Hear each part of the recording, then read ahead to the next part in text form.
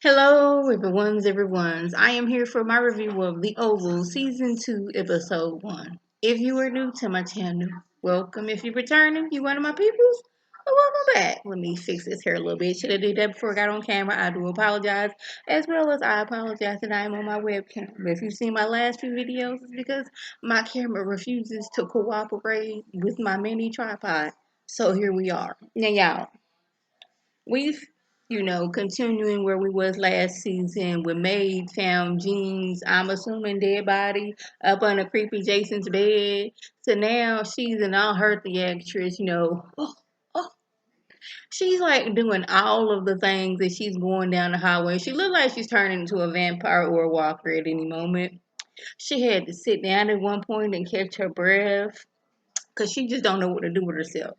She has found this sweet chat who ain't never did nothing to nobody up under creepy Jason's bed. So what's she gonna do? Now meanwhile, Priscilla over here questioning Sam about what he got going on with him. Was he in there with the first lady? Because Priscilla know that the first lady ain't about that right, and she been trying to get with Sam, been trying to throw it in him for the longest time, and she not here for it. And she don't care if they are at work and that they are in the White House. She like, pull your pants down. Let me see what you got going. What's going on over here? She even threatens POTUS and FLOTUS like, I will do some damage over here. Act like I won't. Act like I won't. The maid comes stumbling in. She's so distraught that she don't even get to get out that Jean is laying lifeless under creepy Jason's bed. I didn't check her pulse. I just ran about her. I cannot communicate these things with you. But I'm scared for my life. I just seen this beautiful child who ain't done nothing to nobody just laying lifeless under this boy's bed. He gone. I know he did it because he creepy.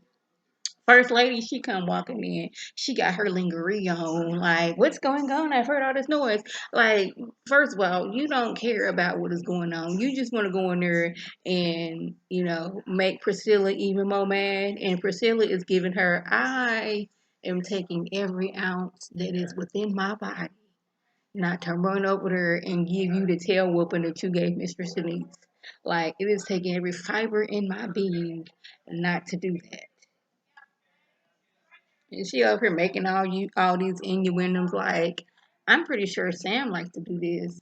Yes, Sam likes to do that. And Priscilla's like, you don't know me. I will hurt you.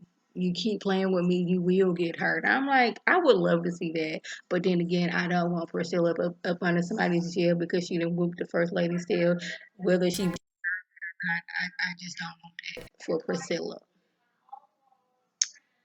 Now they own the Raggedy Gale and Creepy Jason. They own the song on the playing with City Evil City Grandmama, and clearly Gail does not know how to read the room because if you think your mama crazy, especially how you threw yourself out of a doggone moving limousine. And she put you in that car and told him don't give her no medicine and hit every speed bump, and pothole and curb that you can find. If you thought she was crazy, she crazy. She scared of Evil City Grandma. So I don't even know why you was trying with Evil City Grandma. Like she was being mad disrespectful too. And Evil City Grandma's like, I know you're recording me. I'm trying to get my Evil City Grandma voice in. I had it like when she first came on there, but like it went away because she was gone for a while. But I still, even though she Evil City, I love Evil City Grandma. She's like, I know you have that camera on me. What camera? Girl, don't play with me. Now, mind you, I am paraphrasing. Girl, don't play with me. I will get you together quick, fast, and in a hurry. Where's your brother at? He in the bathroom. But we're going to get to Jason in a minute. Richard is still mad at Nancy. They like, I want you up out of my house. I don't want to be with you no more. You lied to me. You cheated on me. You had a baby on me. And you never did tell me this. And you won't tell me who the daddy is. Like, I want nothing to do with you. And she's like, I'm going to stay here. I made one mistake. It was nothing. It happened. And then I had a baby. And I gave the baby to my sister. I've been paying her off. She didn't say all that. But that's basically what she did. She cheated on Richard while Richard was fighting for his country. Got pregnant, had the baby, gave the baby to her sister, and then been paying the sister all these years. Yeah, but he was like, you know what? It's okay, cause I've canceled all your credit cards. She's like, that's okay. I've taken all the money out of the account. That's fine. And I know you paid for Pinky's funeral. She's like, you wouldn't do that. He was like, yeah, that check gonna bounce. She's like, you can't do that. Like, ask his daddy for the money. How about that? I was like, see, you need to go ahead and tell him. But I have a feeling it's gonna be Sam, and I don't want it to be Sam. Like, who else could it be that she does not want to tell? And the only person I can think of it was Sam, and I wouldn't even know how that scenario happened. Was this before he got with Priscilla? Like, I don't know. In Tyler Perry land, anything can go, so I don't know. So the news is reporting about the situation where Sam and New Yuma then, got shot at Mistress Denise's place, and Max. Did I say Sam? Like Max and New Yuma got shot at Mistress Denise's place, and Max has survived. Yeah. Now, word on the street is now this is the reporter talking. I'm like, when has a reporter ever said word on the street? Somebody give me that answer. Like, word on the street is that the first lady has frequented this place a lot of times, and then they going on about how like the old press secretary that she was on antidepressants and she was on all these drugs. Now I see this is where press secretary, but I guess she didn't know that she was losing her job to new young thing press secretary had I just had a good clean bill of health this morning. They checked from A to Z in drugs and everything else.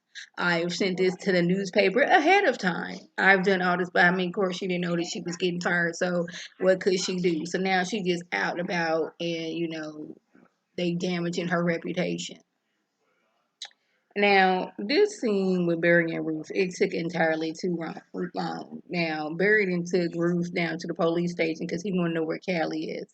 And she's like, well, he kidnapped me. Now, technically he did because he did take her against her will and take her to the police station.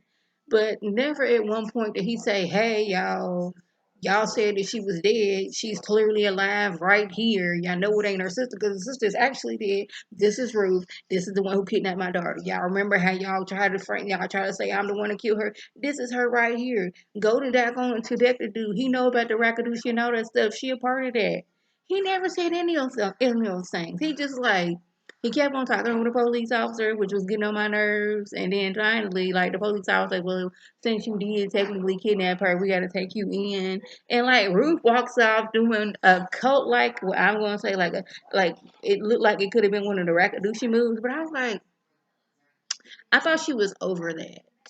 But then again, that was over on Ruthless. We don't know how it is over here on the Oval, even though they're supposed to be coinciding at the same time. Which, side note, that is why I'm not going to be reviewing Ruthless anymore. My mind, as hard as I tried to, I could not give over the fact that Tally killed herself at Nancy and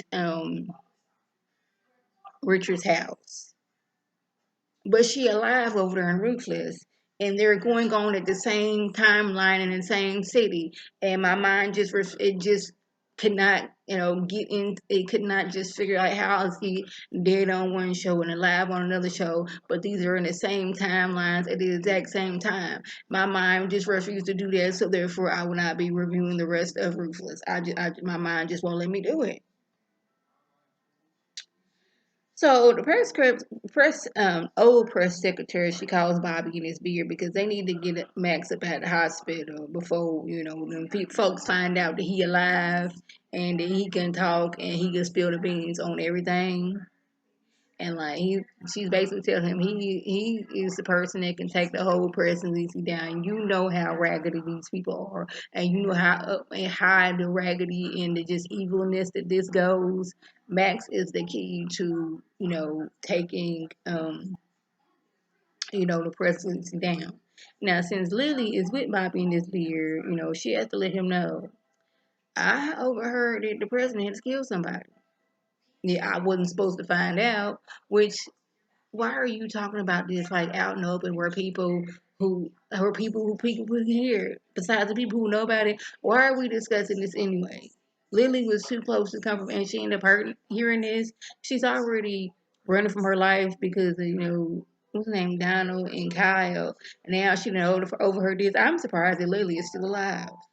I want, Lily who don't care, Lily gone, doggone it.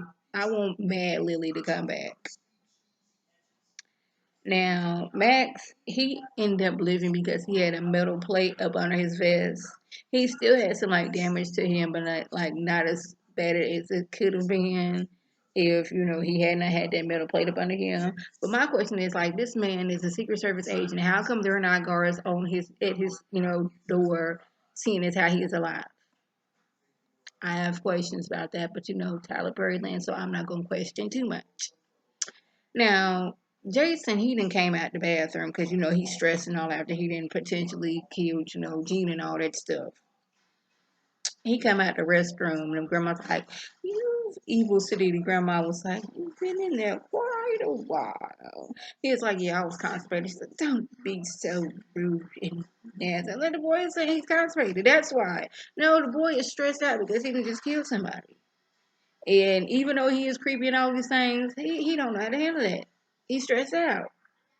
He get to talk about he needs to go back because he needs to clean his room. He needs to, destroy evidence. And she was like, no, you are not going back. And first of all, you do not look like you would want to be cleaning your room anyway.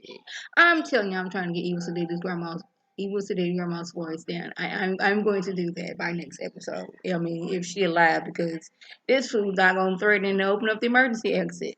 Now, in my mind, you should not be able to open up the exit just on your own. It should take like maybe one or two steps.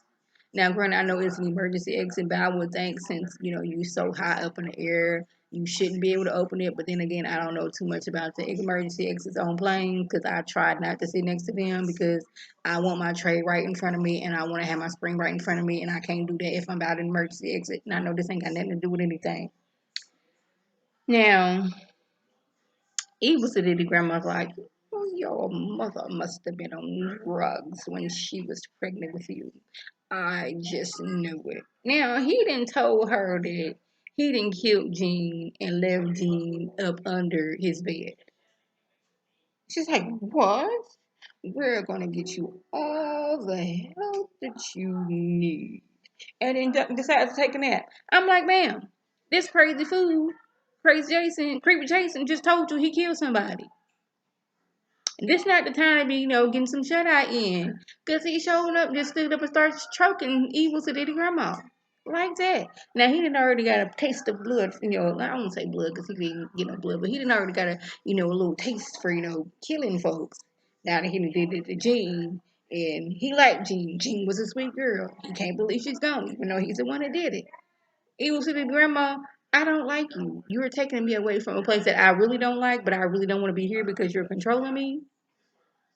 So yeah, now you got to go. Now hopefully Evil Sedity Grandma fights back, does something, push the button, and some big dude comes popping out of nowhere. But I don't want Evil Sedity Grandma to leave, even though she is all kinds of evil. I like Evil Sedity Grandma because she be getting doggone Victoria all the way together, and I am here for it. So y'all, that was the gist. If I learned anything out, by all means leave a comment below.